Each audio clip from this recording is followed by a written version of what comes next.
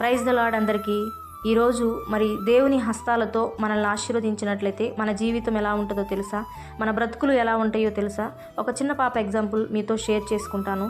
ఒకరోజు ఒక పాప వాళ్ళ డాడీ దగ్గరికి వెళ్ళి, డాడీ నాకు ఒక 10 రూపీస్ ఇవ్వు, నేను చాక్లెట్లు కొనుక్కుంటానని అడిగిందంట.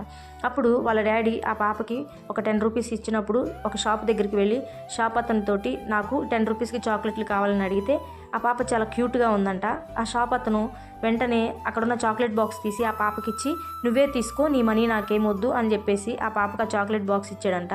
అప్పుడు ఆ పాప, అంకుల్ లేదు, నా చేతులతో తీసుకుంటే నావి చాలా చిన్న చేతులు కదా, కొన్ని చాక్లెట్లే వస్తాయి, మీ చేతితోనే చాక్లెట్లు ఇవ్వండి అని చాలా తెలివిగా ఆ పాప అతన్ని అడిగిందంట. కాబట్టి ఇక్కడ ఆ చిన్న పాప ఆలోచనని జ్ఞాపకం చేసుకుంటే మన జీవితం కూడా అంతేనండి. మనము అడిగేవి చాలా చిన్నవిగా ఉన్నా మన దేవుడు చాలా పెద్ద మొత్తంలో మనకి ఇవ్వాలని ఎదురు చూస్తూ ఉంటాడు. అలాగే మన దేవుని హస్తాలు చాలా పెద్దవండి. ఆయన మనల్ని దీవిస్తే అసాధ్యమైనవి సాధ్యమవుతాయి.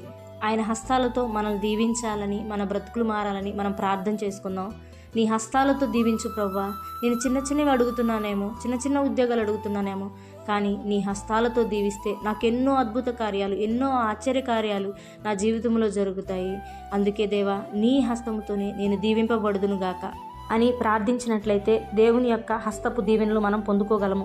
అదేనండి బైబిల్ గ్రంథంలో దేవుడు మరి 5 రొట్టెలు 2 చేపలు ఆయన తన చేతులతో ఎత్తిపట్టి ప్రార్థించినప్పుడు అవి ఎలాగా చాలా గొప్పగా ఆశీర్వదింపబడి అనేక మందికి పంచబడ్డాయో, అలాగే మన జీవితాల్లో దేవుని ఆశీర్వాదాలు సమృద్ధిగా ఆయన చేతి నీడలో మనం జీవిస్తున్నప్పుడు మనకు అనుగ్రహించబడతాయి. బైబిల్ గ్రంథంలో ఒక మాట ఉంది, మహోన్నతుని చాటున నివసించువాడే సర్వశక్తుని నీడను విశ్రమించువాడు. దేవుని యొక్క సంపూర్తి ఆశీర్వాదం మన జీవితంలో కావాలంటే మనం ఖచ్చితంగా దేవుని రెక్కల నీడన, దేవుని చేతుల క్రింద మనం బ్రతకాలి. కాబట్టి మరి దేవా, నీ చేతితో మమ్మల్ని ఆశీర్వదించని ప్రతిదినము ప్రార్థించుదుము గాక. ఆమేన్.